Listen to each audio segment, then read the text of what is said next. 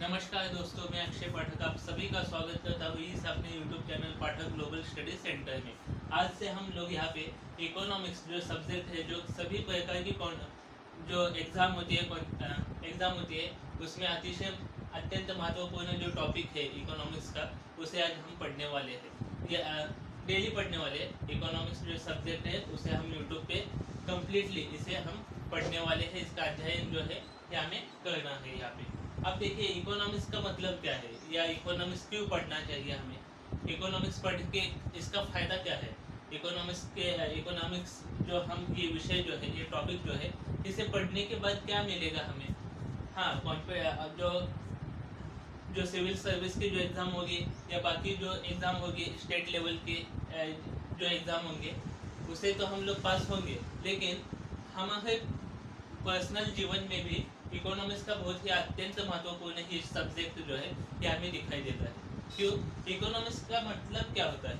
Economics यानी कि जो पैसा जिस तरह से हमारे पास आता है उसे किस तरह से खर्च करना चाहिए, ये सब हमें इकोनॉमिक्स हमें पढ़ाता है। इकोनॉमिक्स हमें ये बताता है कि हमारे पास जो जितने संसाधन है उस संसाधन का किस तरह से उपयोग किया गया तो उसका सही तरीके से उपयोग होगा, उसका अधिक से अधिक हमें लाभ कैसे मिलेगा, ये सब हमें कौन सिखाता है? ये सब हमें इकोनॉमिक्स सिखा देता है। अब हमें मालूम है कि देश चलाने के लिए या देश के अर्थव्यवस्था या देश की व्यवस्था चलाने के लिए इकोनॉमिक्स पढ़ना बहुत ही आवश्यक होता है। इकोनॉमिक्स बहुत ही अत्यंत महत्वपूर्ण टॉपिक माना जाता है देश के लिए या किसी व्यक्ति के लिए भी। इसलिए इकोनॉमिक्स एक अत्यंत महत्वपूर्ण टॉपिक जो है कि आज से हम पढ़ने वाले हैं डेली। आज देखिए, अब इकोनॉमिक्स में एक अत्यंत महत्वपूर्ण कंसेप्ट है जिसे हम टैक्स कहते हैं। टैक्स यानी कि क्या कि आजकल हम लोग देखेंगे तो अलग अलग प्रकार के टैक्स है, जैसे जीएसटी है, इनकम टैक्स है, एक्साइज ड्यूटी है, अलग अलग प्रकार की जो टैक्स जो है, ये इनकम टैक्स हो, एक्साइज ड्यूटी हो, जीएसटी हो, ये अलग अलग प्रकार के जो टैक्स के जो सेक्टर जो है ये हमें आज दिखाई देते हैं। लेकिन ऐसा नहीं है कि ये टैक्स की जो व्यवस्था है ये अभी यहाँ पे देश में स्थित है। कि प्राचीन काल से टैक्स की जो व्यवस्था है हमें दिखाई देती है। टैक्स की व्यवस्था अभी से नहीं है, प्राचीन काल से ये टैक्स की व्यवस्था जो है कि हमारे देश में या संपूर्ण विश्व में प्राचीन काल से ही ये टैक्स की व्यवस्था जो है ये दिखाई देती है। अब प्राचीन काल में आपको मालूम होगा कि राजे महाराजे या नवाब होंगे या मुगल काल देख लीजिए, या उसके पहले का जो काल था, मध्ययुगीन काल जो था, या प्राचीन भारत की जो सभ्यता थी, उसी समय से ये टैक्स की व्यवस्था जो है ये देश में हमें दिखाई देती है। अब यह टैक्स क्यों कलेक्ट किया जाता है, इसके पीछे क्यों टैक्स लिया जाता है? आज भी जनता से बहुत देश में टैक्स लिया जाता है। कोई जीएसटी दे देता है तो कोई इनकम टैक्स दे देता है, कोई एक्साइज ड्यूटी दे देता है। ऐसे अलग अलग प्रकार के टैक्स जो है आज भी देश में कलेक्ट किए जाते हैं शासन के द्वारा। लेकिन ये जो टैक्स की जो व्यवस्था है ये प्राचीन भारत से लेके आज भी हमारे देश में या संपूर्ण विश्व में दिखाई देती है। अब टैक्स यानी कि क्यों ये कलेक्ट क्यों किया जाता है? टैक्स कलेक्ट करने के लिए कुछ अति महत्वपूर्ण चीज़ें हमें मालूम होनी चाहिए कि यह टैक्स क्यों लिया जाता है। जनता से टैक्स वसूलने का अधिकार किसने दिया? हमें मालूम है कि संविधान में ही ऐसी व्यवस्था की गई है कि देश में हम शासन जो है ये देश चलाने के लिए टैक्स जो है ये जनता से ले सकता है। लेकिन प्राचीन काल में भी यह टैक्स की व्यवस्था हमें दिखाई देती है। लेकिन अब यह टैक्स क्यों लिया जाता है? अब किसी भी देश को चलाने के लिए पैसा तो चाहिए। ये पैसा आएगा कहाँ से? मतलब शासन को ये पैसा प्राप्त कहाँ से होगा? सरकार को, शासन को ये जो पैसा है ये टैक्स के मार्फत या टैक्स के द्वारा ही उसे मिलता है, जिससे वे अलग अलग प्रकार की पॉलिसी होंगी, अलग अलग प्रकार के जो निर्णय जो है ये सरकार जो है इसी पैसे से लेती है।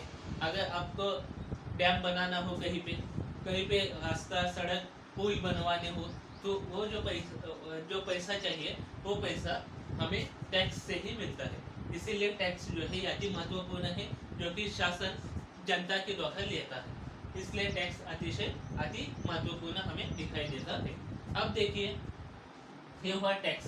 टैक्स अब प्राचीन भारत में आपको मालूम होगा कि वहाँ पे जीएसटी नहीं था, तब कस्टम ड्यूटी नहीं थी, एक्साइज ड्यूटी प्राचीन भारत में नहीं थी, इनकम टैक्स नहीं था प्राचीन भारत में, या जो कि मुगल काल था वहाँ पे उस समय जो कि महसूल था, महसूल या उसे हम राजस्व कहते हैं, भू राजस्व। भू राजस्व यानी कि जो जमीन जो थी, जो किसान के पास खेती थी, उस खेती से जो टैक्स लिया जाता था उसे हम भू राजस्व कहते हैं। अब ये टैक्स लिया जाता था यानी कि अगर कोई किसान हो, कोई नवाब था वहाँ पे, यानी कि हमने पढ़ा है, इतिहास में पढ़ा है कि बंगाल का नवाब अलग था, या हैदराबाद का निजाम था, या अलग अलग प्रकार के जो राजे थे, नवाब थे, बादशाह थे, उन्होंने क्या किया कि जो किसान है, या ब्रिटिश काल आप लोग देख ले, ब्रिटिश काल में भी राजस्व जो है ये कलेक्ट किया जाता था, उसके लिए अलग अलग प्रकार की व्यवस्था जो है ये ब्रिटिश काल में बनाई गई थी। ऐसी व्यवस्था हमें उस समय ब्रिटिश काल में भी देखने दिखाई देती है। अब हमें मालूम है कि प्राचीन काल में कस्टम ड्यूटी नहीं थी, एक्साइज नहीं था, इनकम टैक्स नहीं था, जीएसटी नहीं थी, लेकिन उस समय एक अति महत्वपूर्ण जो टैक्स था उसे हम लोग भू राजस्व कहते थे। अब ये भू राजस्व का मतलब क्या कि कोई किसान है, किसान के पास जो जमीन है, उस जमीन से जितना उसे फायदा मिलता हो या जितना उसे उत्पादन वो किसान लेता हो, उसका कुछ प्रतिशत हिस्सा जो है ये शासन के पास, यानी कि उस समय का जो राजा होगा, कोई महाराजा होगा, कोई नवाब होगा, कोई बादशाह होगा, उसे दिया जाता था। इसे ही हम भू राजस्व कहते हैं। अब इस प्रकार से उस समय भी जो प्राचीन काल था, या मुगल काल होगा, या ब्रिटिश काल होगा, उस समय भी ऐसे टैक्स की व्यवस्था हमें देश में दिखाई देती थी। अब मुझे बता कि टैक्स की व्यवस्था हमें उस समय भी थी, आज भी है। आज हमें मालूम है कि आज हमें जीएसटी जो है ये अति महत्वपूर्ण टैक्स जो है ये हम लोग देते हैं। जीएसटी होगा या इनकम टैक्स होगा, उसमें इनकम टैक्स होगा। अब ये दोनों अलग अलग प्रकार के टैक्स है, यानी कि टैक्स के जो टाइप्स होते हैं वो भी अलग अलग होते हैं। एक होता है डायरेक्ट टैक्स, जैसे हम प्रत्यक्ष राजस्व कहते हैं, या एक होता है इनडायरेक्ट टैक्स जो अप्रत्यक्ष टैक्स होता है। अब ये जीएसटी जो है ये इनडायरेक्ट है, और ये जो इनकम टैक्स है इसे हम डायरेक्ट टैक्स कहते हैं। जीएसटी जो है इसे इनडायरेक्ट टैक्स कहते हैं, और जो इनकम टैक्स है उसे हम डायरेक्ट टैक्स कहते हैं। अब टैक्स की व्यवस्था से ही देश को चलाया जाता है। अब हमें मालूम है हमारे घर में या आप किसी भी जो फैमिली होती है, उस फैमिली का कोई इनकम सोर्स जो है ये होता है। यानी कि कोई फैमिली है, सपोज XYZ नाम की एक फैमिली, XYZ नाम की एक कोई फैमिली होगी। अब XYZ की जो फैमिली है, उस फैमिली में जो फैमिली के जो मुखिया होते हैं, उन यानी कि फैमिली ये सपोज 5 लोगों की फैमिली है, 5 लोगों की फैमिली में उनके जो मुखिया होंगे, यानी कि उनके जो इंसान कमाता है, जिस पर संपूर्ण फैमिली जो है ये डिपेंड होती है या फैमिली उस पर चलती है, ऐसा कोई, यानी कि इनके पापा होंगे कोई XYZ इस फैमिली के, वे क्या काम करते हैं, किस रास्ते से वो एक पैसा लाते हैं घर में, उसे हम लोग इनकम सोर्स कहते हैं। यानी कि सपोज ये डॉक्टर होंगे या सीए होंगे, या किसी सरकारी सेवा में होंगे, या किसी प्राइवेट सेक्टर में भी हो सकते हैं, यानी कि अलग अलग, या इनकी कोई दुकान होंगी, या कुछ भी किसी किसान होंगे, ये ऐसे अलग अलग प्रकार के, मतलब ये क्या काम करते हैं, उस काम से इन्हें जो मुनाफा मिलता है, उस मुनाफे पे इनकी जो फैमिली है वे चलती है। इस तरह से देश चलाने के लिए भी जो पैसा चाहिए वे अलग अलग प्रकार के रास्ते से आता है। एक ही नहीं, इनकम टैक्स ही ऐसा नहीं है कि इनकम टैक्स से ही संपूर्ण देश चलाया जा सकता है, ऐसा नहीं।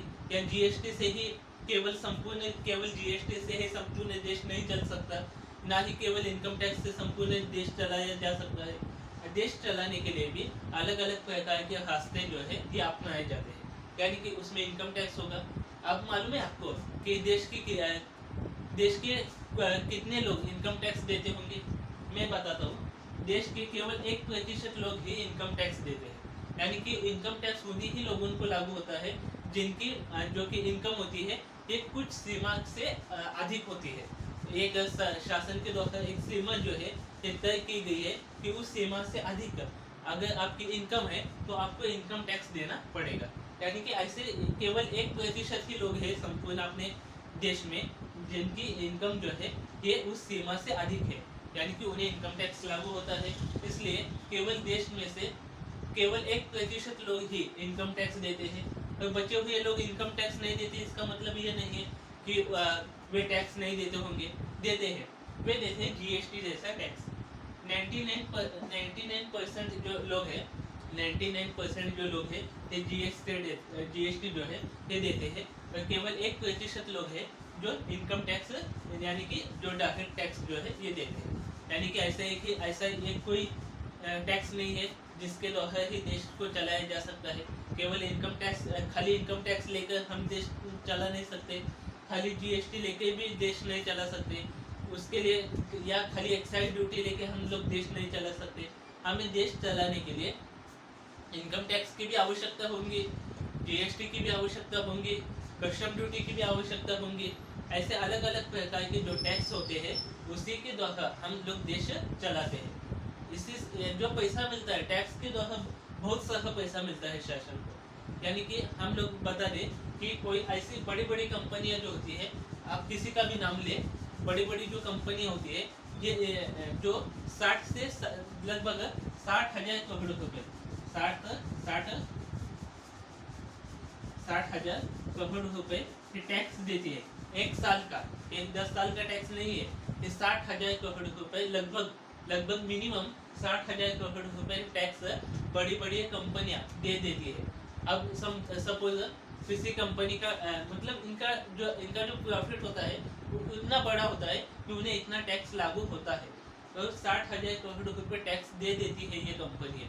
आपको मालूम है एक दिल्ली चलाने के लिए, दिल्ली जो है हमारा जो केंद्र शासित भाग है, देश का हिस्सा है दिल्ली, एक दिल्ली का प्रशासन चलाने के लिए एक साल में लगभग हमें 70,000 करोड़ रुपए की आवश्यकता है। कितना पैसा लगता है दिल्ली चलाने के लिए? अगर हम लोग दिल्ली छोड़ दीजिए, जो फैमिली होती है, आप खुद की फैमिली देख लीजिए।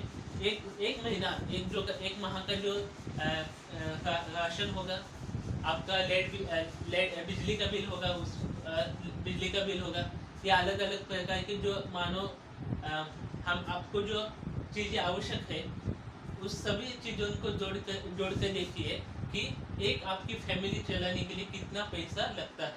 एक माह के लिए या एक साल के लिए देख लीजिए कि आपकी फैमिली चलाने के लिए एक साल के लिए कितना पैसा लगता है।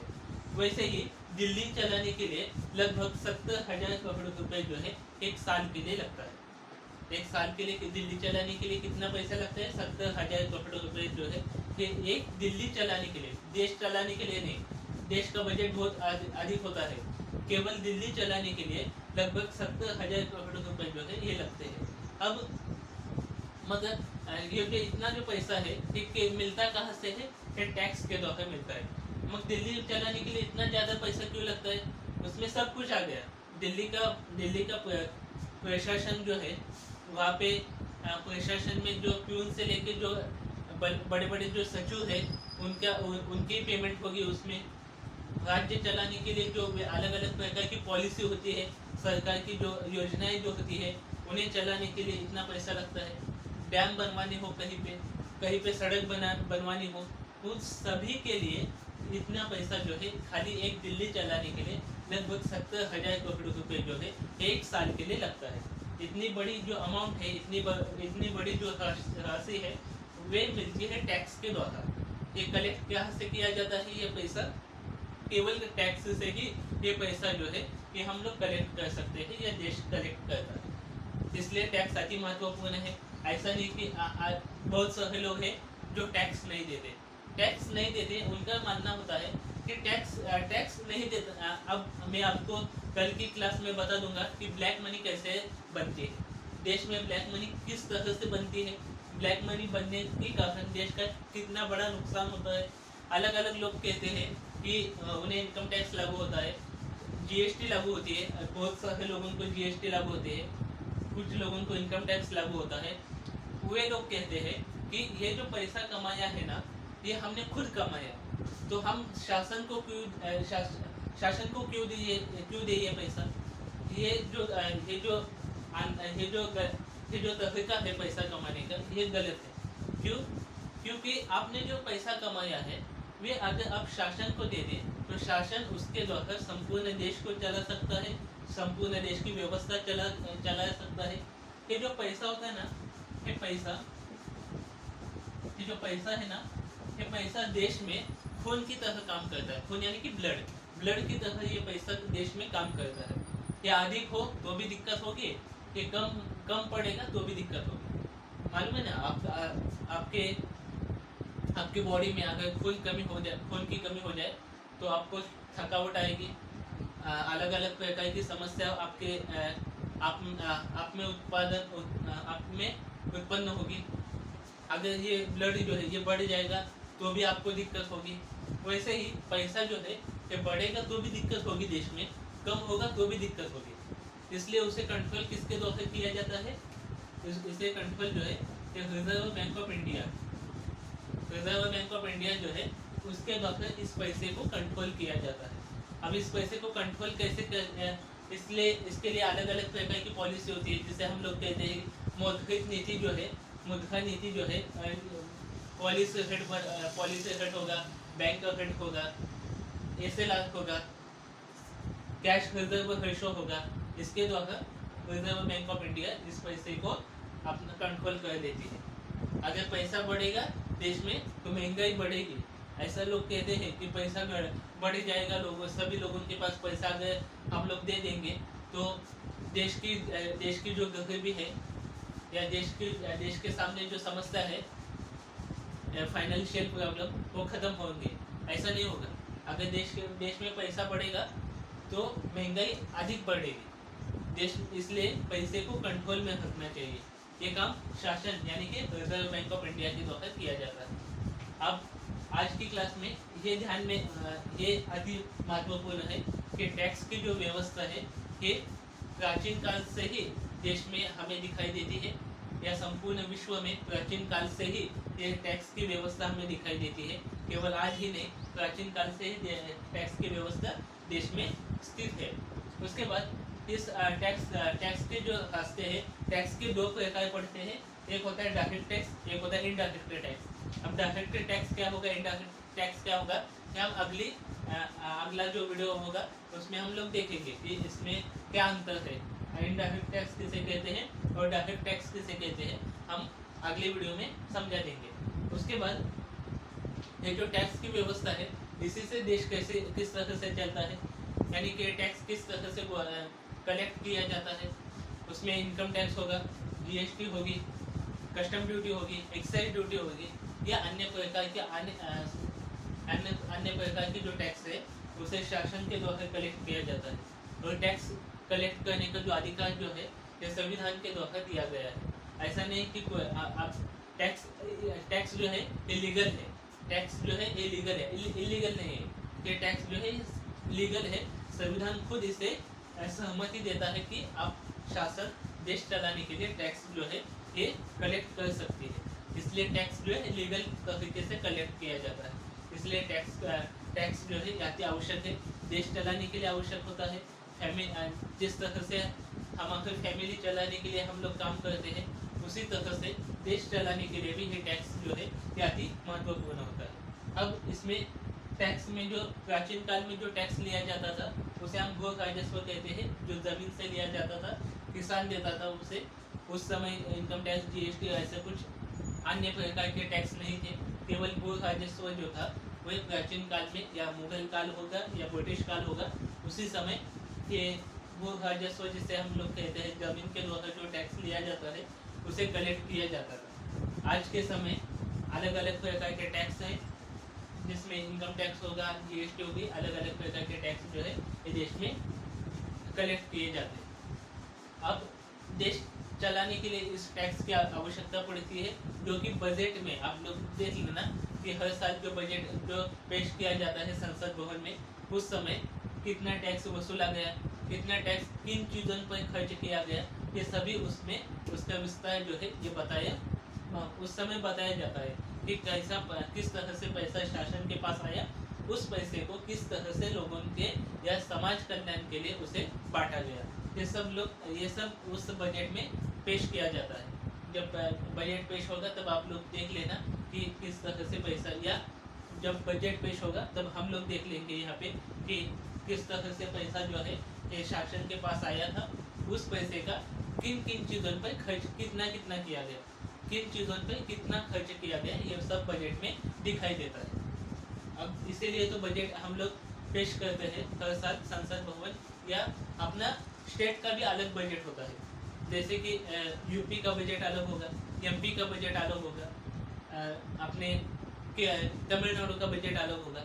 इस तरह से अलग अलग राज्यों का बजट अलग अलग हो सकता, अलग अलग होता है, और संपूर्ण देश का एक ही बजट संसद के द्वारा पेश किया जाता है। उस समय हम लोग देख लेंगे कि किन चीज़ों पर संसद ने कितना खर्च किया है, शिक्षा पे कितना खर्च हुआ है, सैन्य संसाधन जो है उस पर कितना खर्च किया गया है, देश में अलग अलग प्रकार की जो पॉलिसी या योजनाएं जो होती है उस पर कितना पैसा खर्च किया गया है, रास्ते सड़क डैम बनाने के लिए कितना पैसा खर्च किया गया है। देश की एक देश कहता है, देश जो है जितना पैसा उसके पास आता है उसके कुछ ही प्रतिशत हिस्सा जो है ये शिक्षा पे खर्च किया जाता है। मुझे लगता है कि देश के पास जितना पैसा आता है उसमें से अधिक पैसा देश के पास जितना पैसा आता है उसमें से अधिक पैसा जो है, यानी कि पहले नंबर में जो देश की जो सेना है उस पर खर्च होना चाहिए। उसके बाद जो देश की जो शिक्षा व्यवस्था है उस पर पैसा खर्च होना चाहिए। ऐसा नहीं है कि केवल देश में ही पैसा ऐसा नहीं होना चाहिए कि शिक्षा पे कम खर्च किया गया हो। शिक्षा भी महत्वपूर्ण है देश के लिए। हमारे जो बालक है या देश के जो युवा है, ये उन्हें जब ठीक तरह से शिक्षा मिलेगी तभी वे आगे बढ़ेंगे। युवा आगे बढ़ेगा तो ही देश आगे बढ़ सकता है। इसलिए देश के जो युवा है उन्हें कम फीस में या कम मूल्य में देश में शिक्षा देनी चाहिए। अब आपको बता दें कि हमारे देश में शिक्षा पे या जो शिक्षा होती है उस पे लगभग 18% जीएसटी है। कितना? 18% जीएसटी जो है ये शिक्षा पे लागू किया गया है। ये थोड़ी सी ये टैक्स आवश्यक है, देश चलाने के लिए टैक्स चाहिए, ये मैं भी मानता हूँ। लेकिन शिक्षा जैसा जो विषय है, शिक्षा ये अति महत्वपूर्ण विषय है देश के लिए, देश की उन्नति, देश के उत्कर्ष के लिए शिक्षा अति महत्वपूर्ण बात है। इसीलिए गरीब बच्चों को पढ़ने के लिए ये पढ़ नहीं सकते। क्यों? यहाँ पे जो आपने जो टैक्स लगाया है ये बहुत अधिक होने के कारण देश में शिक्षा जो है ये थोड़ी बहुत महंगी हो जाती है। जब कोई चीज़ महंगी होती है तब सभी लोग उसे परचेस कर सकते हैं, ऐसा कुछ नहीं, सभी लोग उसे खरीद नहीं सकते। जब कोई चीज़ सस्ती होगी तब सब लोग जाके वो चीज़ जो है ये ले सकते हैं। लेकिन ये शिक्षा पे जो 18% जीएसटी लगाया है उसे थोड़ा बहुत कम करना चाहिए। हाँ, आप जो खाद्यान्न जो है, जो अनाज है या जो हम लोग खाते हैं अनाज होगा, उसमें उस अनाज पे देश में केवल 5% जीएसटी लागू किया गया है। क्यों? क्योंकि अनाज अति महत्वपूर्ण है। सभी लोगों को लगता है, चाहे भी कितना भी बड़ा व्यक्ति हो या कितना भी उसके पास पैसे कम हो या कितना भी उसके पास पैसे अधिक हो, पैसे नहीं खा सकता हो, भले उसके पास करोड़ों रुपए या लाखों रुपए जो है उसके पास होंगे, लेकिन वो पैसा नहीं खा सकता। उसे खाने के लिए अनाज ही चाहिए, यानी कि अनाज ही मूलभूत आवश्यकता हम लोग मानते हैं। इसलिए अनाज पे केवल 5% जीएसटी लागू किया गया है। उसी तरह अनाज जितना महत्वपूर्ण है उसी तरह शिक्षा भी देश के लिए महत्वपूर्ण है। इसलिए शिक्षा पे जो जीएसटी लगाया गया है उसे थोड़ा बहुत कम कर सकते हैं हम। उसके बाद जीएसटी कम करने के बाद शिक्षा भी जो महंगी है थोड़ी बहुत आज के देश में, वो भी सस्ती होंगी। अब शिक्षा सस्ती होगी, शिक्षा का मूल्य, यानी कि शिक्षा का मूल्य कहना उचित नहीं है, लेकिन शिक्षा जो जितनी महंगी है उसकी महंगाई कम होगी, और शिक्षा की महंगाई कम होगी, तब सभी जो बच्चे हैं ये देश में पढ़ सकते हैं और उसी में देश की उन्नति हो सकती है। इसलिए शिक्षा भी जो जीएसटी है, हम लोग जीएसटी मॉडल पर जीएसटी भी देखने वाले हैं, इनकम टैक्स भी देखने वाले हैं, क्या है, किस तरह से वसूला जाता है, कितना इनकम टैक्स लागू होता है देश में, किन लोगों को लागू होता है, ये सब हम देखने वाले हैं। अब केवल इतना ध्यान रखिए आज की वीडियो में कि हम इकोनॉमिक्स का जो इतिहास, इकोनॉमिक्स जो है, देश चलाने के लिए भी इकोनॉमिक्स महत्वपूर्ण होती है, और फैमिली चलाने के लिए भी इकोनॉमिक्स का अध्ययन करना या इकोनॉमिक्स का ज्ञान होना अति महत्वपूर्ण है। जितना हमारे पास पैसा है उस पैसे को किन किन चीज़ों पर खर्च करना चाहिए, ये हमें इकोनॉमिक्स सिखाता है। इसलिए इकोनॉमिक्स पढ़ना, हमें जो सिविल सर्विस की एग्ज़ाम देनी है या अलग अलग प्रकार की एग्ज़ाम, जो स्टेट लेवल की जो एग्ज़ाम होती है उसे पास आउट होना है, इसीलिए केवल इकोनॉमिक्स पढ़ना गलत होगा। संपूर्ण देश में हमें एक अच्छा जीवन बिताने के लिए भी इकोनॉमिक्स का अध्ययन करना, ये इकोनॉमिक्स का ज्ञान होना अति महत्वपूर्ण है, इसलिए हमें भी इकोनॉमिक्स पढ़ना आवश्यक है। देश के सभी लोगों को इकोनॉमिक्स का ज्ञान होना अत्यंत महत्वपूर्ण है, ताकि तभी वे समझ सकेंगे कि हमारे पास जितना पैसा है उसे किस तरह से खर्च करना चाहिए, उस पैसे की व्यवस्था किस तरह से होनी चाहिए। ये हमें सिखाता है केवल इकोनॉमिक्स, यही सब्जेक्ट हमें ये बात सिखा सकता है, इसलिए इकोनॉमिक्स हमें पढ़ना चाहिए। अब हमने देखा कि इकोनॉमिक्स में टैक्स की व्यवस्था हमने देखी कि टैक्स कितना महत्वपूर्ण है।